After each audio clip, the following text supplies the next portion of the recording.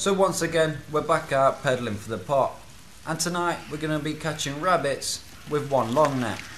But first of all, let's take a look in the daytime how we're going to approach the rabbits and set our one net.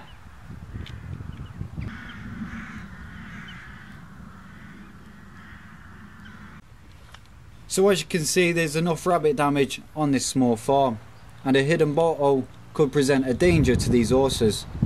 So it's our task to manage the rabbits throughout the year, harvesting them for free meat. This is where we're going to be long netting in a couple of nights time. Now the rabbits, they're going to be feeding 30-40 yards out into the field beyond this gate. Now if you're normally long netting, you might want to get over the gate and set the long net against the hedge and then go out and steer them back into the net. But because there isn't that much distance between the rabbits and the hedge, we're going to instead set the long net from this gate and then bring it along through the orchard 50 yards, which is going to cover as much of that warren as possible. Here is how we'll set the net during the night. The warren runs along this bank to the left hand side of the screen, and this is the one the landowner is concerned about after it started to collapse in places.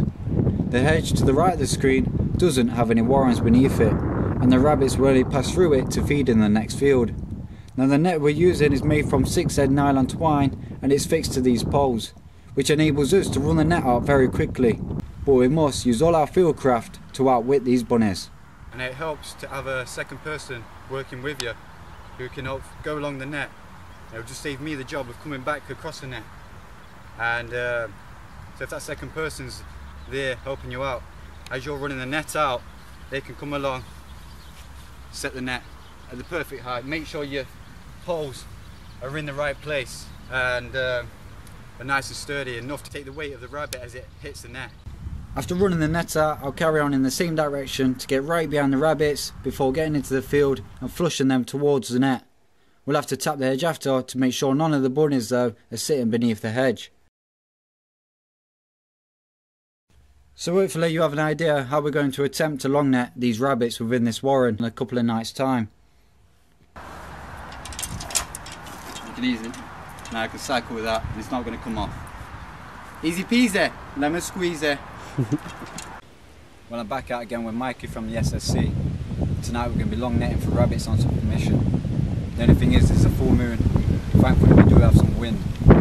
Just before setting the long net, a covering of low cloud has drifted in, shielding the light from the moon. And this has improved the conditions, even though they still aren't perfect. So I've circled around where I thought the rabbits were feeding, and they're out there at least, but heading off in the wrong direction.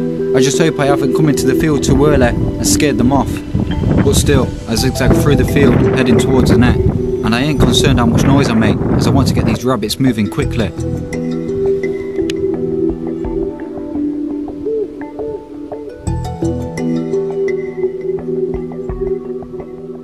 With the rabbits heading in the right direction, let's quickly check the nets and see if we've caught any dinner.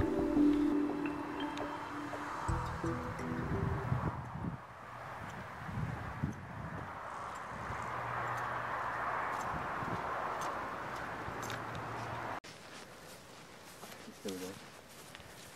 You see? Yeah.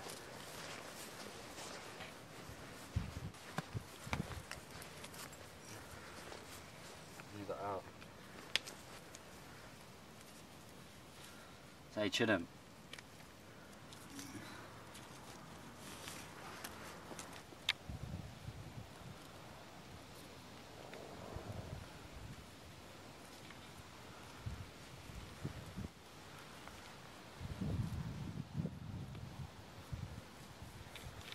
There we go.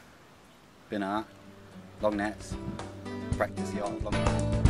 Also some rabbit. It's easy as So that. to set the net and then flush the field and collect our rabbit took us about 10 minutes. Next time we promise to cook it up SSC style. Thanks for watching and stay subscribed throughout the season as we continue with more hunting adventures.